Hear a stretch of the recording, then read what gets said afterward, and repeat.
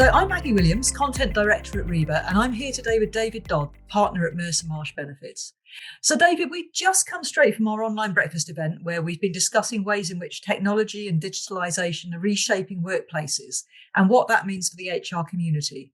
So from our debate this morning and from your wider experiences, what are the most significant changes that you're seeing and how are CHROs responding to the potential of that change? Thanks, Maggie. From my perspective, having had the conversations this morning, it's pretty clear that the changes we're seeing in technology in the workplace is happening at a pace that we've never seen before. And whilst I'd like to think that these changes would have happened naturally, I think obviously with the impact of COVID has definitely acted as the catalyst. So we're seeing different themes from different employers, but what we're typically seeing is that technology is now opening up global channels. So whereas beforehand maybe it was a far more locally based model, we're starting to see access to global channels that maybe didn't exist before. Access to data and analytics, that's been a key theme. We're starting to see both the desire and the demand for access to the rich data that employers have. I think the flexibility about when, where, and how employees work is definitely topical, and digital is really shaping that agenda. And finally, really from a cultural point of view, digital is definitely influencing how businesses shape their culture for the future.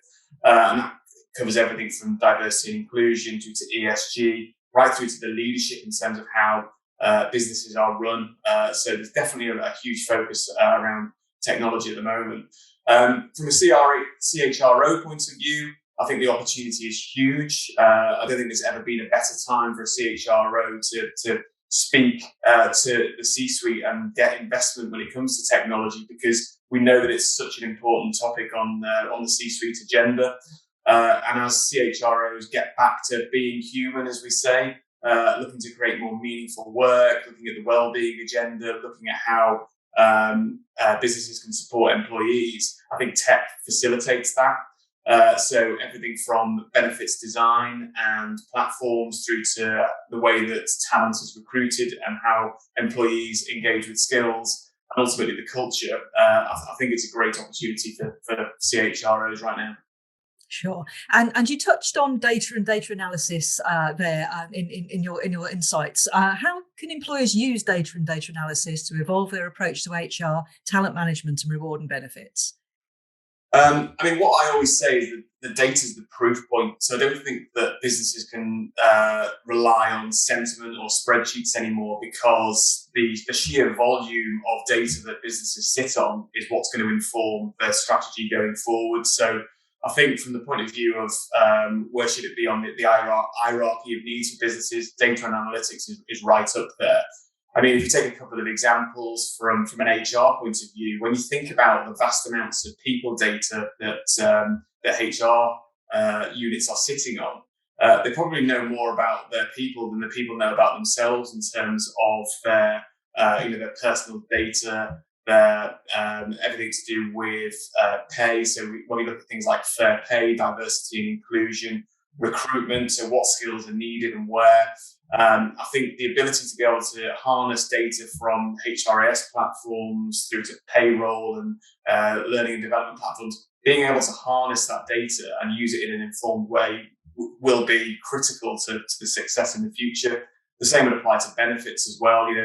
It's typically the biggest spend outside of payroll, employee benefits programs. So how can businesses ensure that they're actually getting it right? What's the proof point to say that their benefits strategy is on track and that their businesses are getting a return on investment? So I think it's critical that businesses focus on data and analytics, and the benefits are there.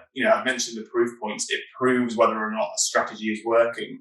But it also helps, reduce risk. It helps give predictability around, how much you're spending on benefits programs. And look, it allows businesses to plan for the long term. So I think it's a huge thing right now and very important. Sure. And we've talked about the influence on employers, but what about the people in organisations as well, in terms of building a workplace culture that supports organisational change and new ways of working and shifting skill sets?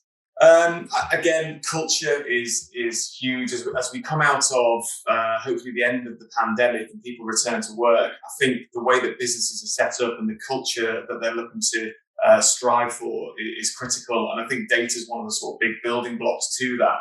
The one thing I would say is that, and it's in the report, is that the way that businesses are led. So this needs to come from the top in terms of influencing a culture, but the leaders of tomorrow need to be digitally savvy. They need to be tech minded, but also people orientated. So I think the way that business culture is set is going to be huge over the next 5 years, and it's going to make or break some businesses. Because when you think about employees and the war for talent, key talent within businesses now, they want to work for businesses that reflect their own values. So whether that's everything to do with the way in which employees work, so not just the physical workspace, but how they work and how they reskill and learn for the future. I think diversity and inclusion is hugely important in terms of a culture. So if you think about things like neurodiversity, how are businesses making sure that they cater for the needs of employees? And tech has a huge part to play in that. Environmental goals, and also things like reward and benefits. How can we ensure that employees have access to benefits which really resonate with their own beliefs and what makes them want to be a key part of an organisation?